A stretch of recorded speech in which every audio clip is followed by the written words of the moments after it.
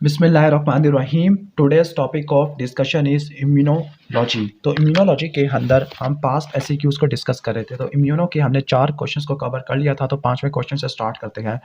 A 5-year-old girl is brought to the pediatrician emergency with a severe respiratory difficulty, wheezing half an hour after intake of fish. Okay, तो कौन सी hyper sensitivity है? Type 1 hyper sensitivity है, जिसको immediate IgE और anaphylactic भी बोलते हैं।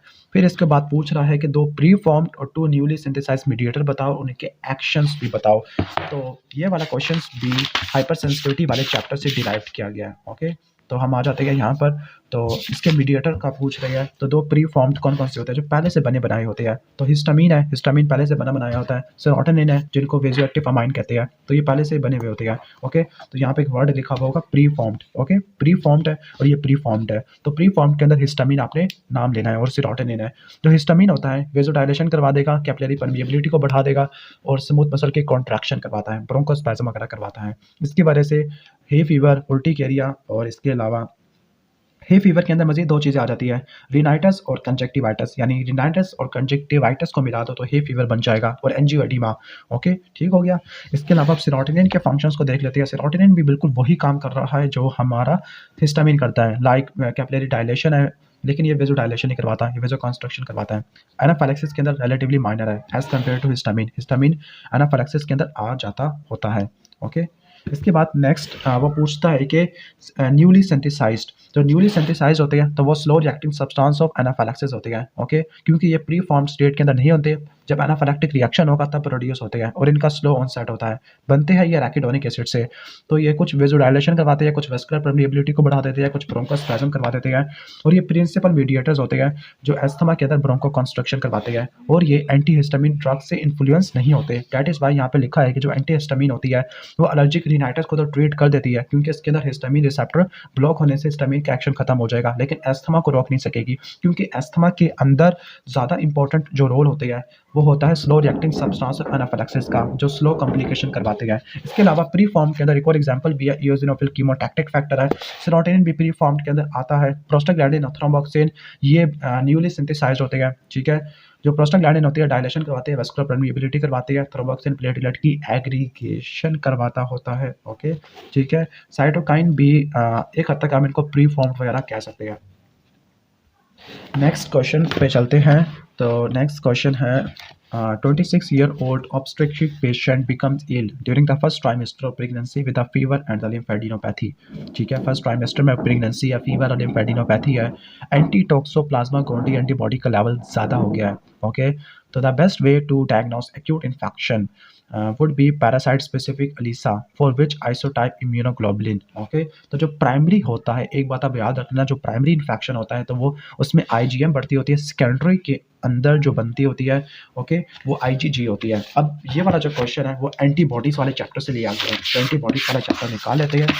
Okay, ये तो रिएक्शन वाला है, टेस्ट वाला है। यहाँ पर इन्होंने अलीसा परफॉर्म किया है, तो जो अलीसा होता है कौन सी एंटीबॉडी को डिटेक्ट करेगा। थोड़ा सा ये क्वेश्चन माइक्रोबायोलॉजी से भी लिंक्ड है, यानी अगर आपको टॉक्सोप्लाज्मा गोल्डी अगर आपने पढ़ा हुआ है तो आपको वहाँ से पता चल जाएगा कि वहाँ पर जो लेबॉरेटरी डायग्नोसिस करते थे। अगर मैं आपको यहाँ से दिखा देता हूँ, लाइक यहाँ से टॉक्सोप्लाज्मा गोल्डी है, ये लिशमेनिया है, ये ट्राइपेनोसोमा है, ये टॉक्सोप्लाज्मा है। तो यहाँ पे लेबॉरेटरी डायग्नोसिस के अंदर आईजीएम को मेंशन करना पड़ेगा। ओके, तो ये लेबॉरेटरी डायग्नोसिस के अंदर आईजीएम एंटीबॉडी है। तो थोड़ा बहुत इस क्वेश्चन के अंदर इम्यूनो भी डिस्कस हुई है। अब यहाँ पर इसकी वजह ये लिखी हुई है कि जो आईजीएम होती है कॉन्जेनिटल इन्फेक्शन को डायग्नोस करने के लिए इस्तेमाल होती है, क्योंकि जो आईजीजी होता है वो मैटरनल इन ऑरिजिन भी होता है, यानी एक्यूट और कॉन्जेनिटल इन्फेक्शन को डायग्नोस करने के लिए, चाहे एक्यूट है कॉन्जेनिटल है, आप आईजीएम के लेवल को चेक करते हो। पहली बात की जो आईजीएम होती है प्राइमरी के अंदर रेस्ट हो जाती है एक्यूट के अंदर, और कॉन्जेनिटल के लिए इसलिए करते हो क्योंकि जो आईजीजी होती है वो मैटरनल इन ऑरिजिन की भी हो सकती है। ओके, ठीक हो गया। अब हम इनके कुछ प्रॉपर्टीज़ को देख लेते हैं, एंटीजन एंटीबॉडीज़ की, नहीं सॉरी एंटीबॉडीज़ के फंक्शन की। अच्छा, एंटीबॉडीज़ को 2 कैटेगरी में डिवाइड करते हैं, आइसोटाइप और एलोटाइप होती है। आइसोटाइप को इस तरह से डिवाइड करती है कि आइसोटाइप की वजह से ही हम एंटीबॉडी को डिफरेंट क्लास में डिवाइड कर देते हैं। किस बेस पर? कि जो इनका FC रीजन होता है, कांस्टेंट फ्रैक्शन होता है, कांस्टेंट फ्रैगमेंट होता है, इसमें अमाइनो एसिड की जो सीक्वेंस है वो डिफरेंट होता है। तो अमाइनो एसिड डिफरेंसेस की वजह से हम इसको डिफरेंट क्लास में डिवाइड करते हैं। ओके, लाइक IgM, IgD, इनके ये डिफरेंट आइसोटाइप है, यानी जो FC फ्रैगमेंट के अंदर अमाइनो एसिड डिफरेंसेस होते हैं। ओके, ठीक है। और जो इसका जो एच रीजन है, ओके, एच रीजन के अंदर जो कांस्टेंट रीजन होता है, यानी जो कांस्टेंट रीजन होता है, इनकी जो एच चेन होती है वो डिफरेंट होती है। लाइक म्यू है, म्यू किस में होती है, जो एच चेन सैम्बल है, जो एच होती है किसका पार्ट होती है, एफ सी फ्रैगमेंट, ठीक है। जो एच होती है वो होती है जी के अंदर गैमा है, ए में अल्फा है, एम में म्यू है, डी डेल्टा डी में, और एप्सिलॉन। तो इस तरह से आपने याद रख लेना है। जो एलो टाइप होती है, ऐसी एंटीबॉडीज जो मे बी सेम आइसोटाइप की तो हो सकती है, लेकिन ये डिफरेंट इंडिविजुअल के अंदर डिफरेंट होती है। यानी आपको पता है कि डिफरेंट इंडिविजुअल के अंदर डिफरेंट जीन एक्सप्रेशन होती है, पॉलीमॉर्फिज्म होता है, तो उनके अंदर डिफरेंट एंटीबॉडीज की एक्सप्रेशन होती है। मे बी वो एक आईजीएम होती है, वो डिफरेंट इंडिविजुअल में डिफरेंट होती है। ठीक हो गया, ओके। वही है कि अमाइनो एसिड का डिफरेंस वगैरह होता है। अब इनके कुछ प्रॉपर्टीज वगैरह को देख लेती है।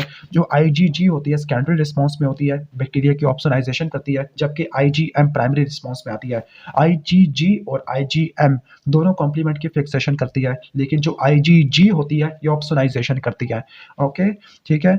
और जो बैक्टीरियल टॉक्सिन को न्यूट्रलाइज आईजीजी करती है, वायरसेस को भी न्यूट्रलाइज करती है, प्लेसेंटा को भी ही क्रॉस करती है। जो आईजीए है ये सेक्रेटरी आईजीए होता है, ओके, तो ये सिक्रेशन में होती है। ये बैक्टीरिया, वायरसेस और जो प्रोटोजोआ होते हैं उनके अटैचमेंट को मिनिमाइज कर देती है। डायटिफाई बैक्टीरिया को स्पेसिफिकली स्ट्रेप्टोकोकस निमोनियाई, हीमोफिलस इन्फ्लुएंजा और निजेरिया मेनिंजाइटिस, उनको आईजीए प्रोटीएस प्रोड्यूस करना पड़ता है ताकि वो आईजीए को डिस्ट्रॉय कर सके। इसके बाद है आईजीएम, जो प्राइमरी रिस्पांस में प्रोड्यूस होती है। जो आईजीएम और आईजीजी दोनों कॉम्प्लीमेंट की फिक्सेशन करती है, लेकिन जो आईजीएम होती है ये प्लेसेंटा को क्रॉस नहीं कर सकती, वो क्रॉस कर सकती है, ओके।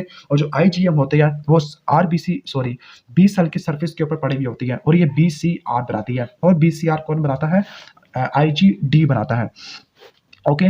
जो आईजीई है ये हाइपर सेंसिटिविटी मीडिएट करती है, और इसके अलावा जो वॉर्म्स होती है उनके अगेंस्ट डिफेंस प्रोवाइड करती है। इसके अलावा आप डिफेंस वगैरह भी कर सकते हो, बाकी मैं आपको एक्सप्लेन ऑलरेडी कर चुका हूँ। नेक्स्ट क्वेश्चन की तरफ आ जाते हैं, ओके।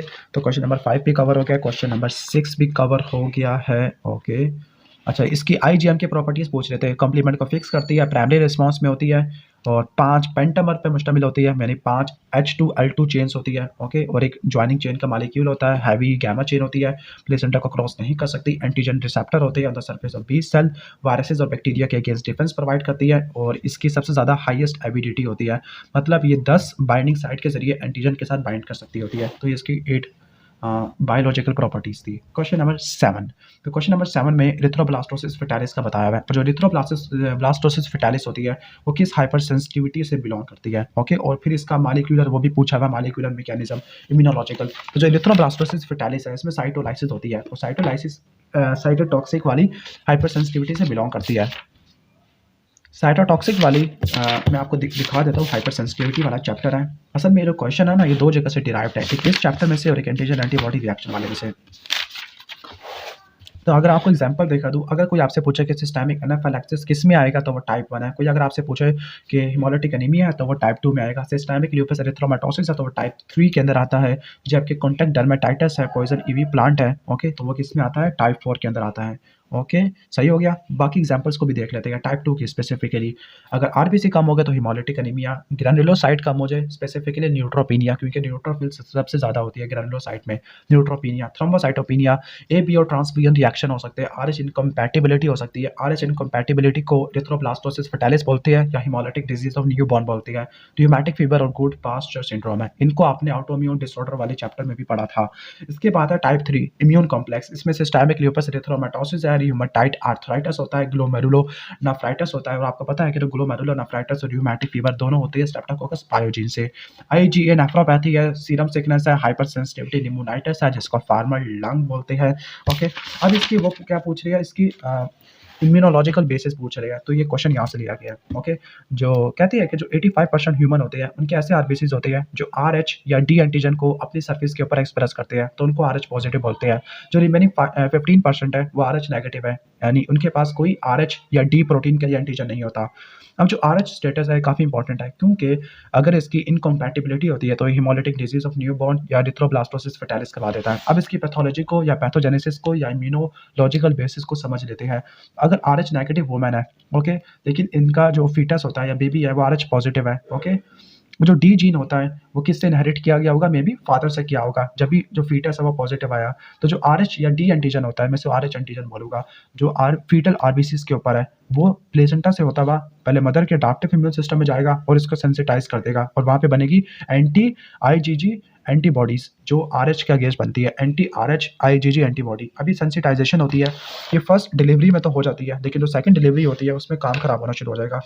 ओके, अगर एंटीजन चला गया मदर के सर्कुलेशन के अंदर और मदर ने एंटी आरएच एंटीबॉडी बना ली, तो जो नेक्स्ट प्रेगनेंसी होने वाली है वो काफ़ी ज़्यादा खतरनाक होने वाली है, क्योंकि जो एंटीबॉडीज होती है आईजीजी होती है वो क्रॉस कर जाती है, और जब वो क्रॉस कर जाएगी तो वो आरएच डी वाले एंटीजन को उड़ाना शुरू कर देगी। जो इनडायरेक्ट एंटी ग्लोबुलिन टेस्ट होता है वो टिपिकल पॉजिटिव होता है। अब इसको प्रिवेंट कर सकते हैं। ओके, तो हमने सेंसिटाइजेशन को ब्लॉक करना है, तो हम क्या देते हैं, हाई टाइटर इम्यूनोग्लोबुलिन देते हैं, ठीक है। ओके, टू आरएचडी, यानी मदर के अंदर एंटी ग्लोबुलिन का इंजेक्शन दे देंगे ताकि जो आरएचडी होता है वो उसको डिस्ट्रॉय कर दे, स्पेसिफिकली 28 वीक ऑफ गेस्टेशन के अंदर। तो ये एरिथ्रोब्लास्टोसिस फेटालिस हो जाएगा। नेक्स्ट क्वेश्चन की तरफ आ जाते हैं। Give two other example of this type of hypersensitivity. तो मैंने आपको पूरा टेबल एक्सप्लेन कर दिया था, न्यूट्रोपीनिया, हिमोलिटिक अनीमिया वगैरह, गुड पास्टर सिंड्रोम वगैरह, ठीक है। नेक्स्ट है डिफाइन हाइपर सेंसिटिविटी, आपको मैं एक्सप्लेन कर चुका हूँ। टाइप 3 हाइपर सेंसिटिविटी का मैकेनिज्म पूछ रहा है और इसकी एग्जाम्पल भी पूछ रहा है टाइप 3 हाइपर सेंसिटिविटी की। ओके, ठीक है। तो टाइप 3 हाइपर सेंसिटिविटी है, और जो नेक्स्ट क्वेश्चन है वो टाइप 4 के रिलेटेड है, मैं इसको पहले ही देख चुका हूँ। ओके, तो टाइप 3 हाइपर सेंसिटिविटी का मैकेनिज्म यहाँ से देख लेते हैं कि जो सॉल्युबल एंटीजन होते हैं वो फॉलिकुलर टी हेल्पर सेल को एक्टिवेट करते हैं, जिससे बी सेल की एक्टिवेशन होता है और बी सेल एंटीबॉडी को प्रोड्यूस करना शुरू कर देता है। अब जो एंटीजन एंटीबॉडी का कॉम्प्लेक्स होगा वो किसी टिश्यू के अंदर डेपोजिट होना शुरू हो जाएगा, और फिर वहाँ पे कीमोटैक्सिस होती है न्यूट्रोफिल की, न्यूट्रोफिल लाइसोसोमल एंजाइम रिलीज करेंगे जो टिश्यू को डैमेज करेगा। अगर आईजीएम और आईजीजी होती है तो कॉम्प्लीमेंट भी फिक्सेशन हो सकती है, कॉम्प्लीमेंट की भी एक्टिवेशन हो सकती है। वरना अगर आई जी ए होती है, डी ई है, तो वैसे ई तो हो नहीं सकती, ए और डी होती है, तो इस केस में क्या होगा, न्यूट्रोफिल ही आएगा, कॉम्प्लीमेंट वगैरह एक्टिवेट नहीं होते। और इसकी एग्जांपल पूछ रहा है, तो इसकी एग्जांपल में SLE है, रियोमेटाइड आर्थराइटिस है। ओके, जो गुड पास्चर सिंड्रोम होता है वो किस में आता है, वो टाइप 2 में आता है। जबकि टाइप 3 में ग्लोमेरुलर नेफ्राइटिस है, SLE है, रियोमेटाइड आर्थराइटिस है, IgA नेफ्रोपैथी है, सीरम सिकनेस है, हाइपर सेंसिटिविटी निमोनाइटिस होता है। इसके मैकेनिज्म को हम यहाँ से भी देख लेते हैं। जो टाइप 3 हाइपर सेंसिटिविटी है, इस केस में जो एंटीजन होते हैं, एंटीजन एंटीबॉडी का कॉम्प्लेक्स बनेगा, फिर जो कॉम्प्लेक्स होगा इन्फ्लेमेटरी रिस्पांस को इंड्यूस करता है। अब इन दोनों के अंदर क्या डिफरेंस होता है टाइप 3 और टाइप 2 के अंदर, ये टाइप 2 है और टाइप 3 है। टाइप 2 के अंदर जो एंटीजन होता है वो आरबीसी या किसी भी सेल की मेम्ब्रेन के ऊपर अटैच होता है या उसका पार्ट होता है, लेकिन टाइप 3 के अंदर जो एंटीजन है वो फ्रीली सर्कुलेटिंग है, वो सॉल्युबल होता है। अब एंटीबॉडी के 2 FAB फ्रैगमेंट होते हैं, एंटीजन बाइंडिंग फ्रैगमेंट होते हैं। ओके, और बहुत सारे एंटीजन क्या होते हैं, मल्टी वैलेंट होती है, यानी वो एक से ज़्यादा एंटीबॉडी से बाइंड कर सकते हैं। इन शॉर्ट मल्टीवैलेंट एंटीबॉडी एंटीजन का कॉम्प्लेक्स बनेगा, या एक एंटीजन को पकड़ने के लिए बहुत सारी एंटीबॉडीज होगी, तो एक वेब लाइक कॉम्प्लेक्स बन जाएगा। ओके, ये बिल्कुल वैसे ही होता है जैसे प्रेसिपिटेशन रिएक्शन में होता था। नॉर्मली होता ही है कि जो इम्यून कॉम्प्लेक्स होती है वो उनको रिमूव कर देता है रेटिकुलो एंडोथेलियल सिस्टम, लेकिन कभी कभार ये टिश्यू के अंदर डेपोजिट हो जाएंगे। जब ये टिश्यू के अंदर डेपोजिट हो जाएंगे, फॉर एग्जाम्पल किडनी के अंदर, तो किडनी को डैमेज करना शुरू कर देते हैं। ओके, ऑटोइम्यून डिसऑर्डर के अंदर जो सेल्फ एंटीजन होते हैं वो एंटीबॉडी को इंड्यूस करना शुरू कर देते हैं।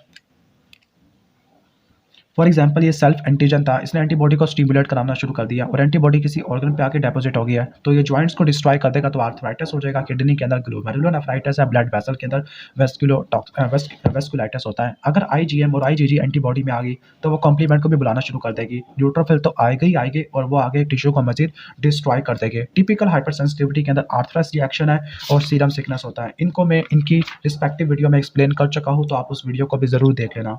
ओके, नेक्स्ट क्वेश्चन की तरफ आ जाते हैं।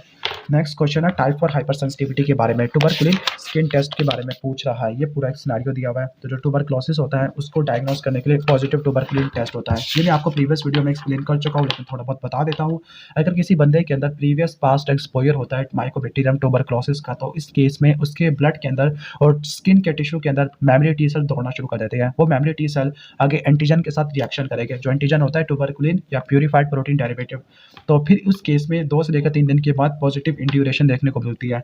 ओके, तो जो पॉजिटिव स्किन टेस्ट है वो ये इंडिकेट करता है कि पर्सन किसी एजेंट से इन्फेक्टेड हो चुका है, वो किसी करंट डिजीज को कंफर्म नहीं करता उसकी डायग्नोसिस को। ओके, अब इसके फ़ाल्स पॉज़िटिव और फ़ाल्स नेगेटिव होती है। फ़ाल्स पॉज़िटिव के अंदर जो एंटीजेन्स होती है दूसरे एंटीजन के साथ क्रॉस रिएक्ट कर जाते हैं, जबकि फ़ाल्स नेगेटिव के अंदर इम्यूनिटी को ज़्यादा सप्रेस होती है। एंड स्टेज रीनल या लीवर डिसऑर्डर हो सकता है, या इम्यूनोसप्रेसिव मेडिकेशन यूज़ करने की वजह से टी सेल बनते ही नहीं है, तो फ़ाल्स नेगेटिव रिजल्ट आ जाता होता है। ओके, अब जो नेक्स्ट सिनेरियो दिया हुआ है, वंस अगेन ये हाइपर सेंसिटिविटी का सिनेरियो दिया हुआ है। ओके, और किस तरह से पहचाना, क्योंकि यहाँ पे ओवा और पैरासाइट के केस में आईजीई आना शुरू हो जाती है, और जब आईजीई का लेवल ज़्यादा होता है तो टाइप 1 हाइपर सेंसिटिविटी करवा देती है। उसके मीडिएटर पूछ रहे हैं। ओके, ठीक हो गया। अब इसके बेनिफिशियल रोल ऑफ आईजीई है। जो आईजीई होती है इमीडिएट हाइपर सेंसिटिविटी करवा देती है, तो पहला इसका बेनिफिशियल रोल है। तो पहला तो वर्म्स के इन्फेक्शन के डिफेंस प्रोवाइड करती है, कॉम्प्लीमेंट को फिक्स नहीं करती। हेलमिंथेस के इन्फेक्शन के अगेंस्ट काम करती है। ओके, तो इसका बेनिफिशियल रोल यही होता है कि हेलमिंथेस के अगेंस्ट काम करती होती है, वर्म्स के अगेंस्ट काम करती होती है। नेक्स्ट है टाइप 2 हाइपर सेंसिटिविटी, क्योंकि यहाँ पे RH इनकम्पैटिबिलिटी है, तो मैं आपको एक्सप्लेन कर चुका हूँ और अदर एग्जांपल्स पूछ रहा है। ओके, तो यहाँ तक हमने कवर कर लिया है क्वेश्चन नंबर 11 तक। जो क्वेश्चन नंबर 12 है और इससे आगे जो क्वेश्चंस हैं उनको नेक्स्ट वीडियो में कवर करेंगे। अगर आपको वीडियो अच्छी लगी है तो वीडियो को लाइक कर देना, चैनल पर नहीं हो तो सब्सक्राइब कर देना। मिलते हैं नेक्स्ट वीडियो में, तब तक के लिए अल्लाह हाफिज़।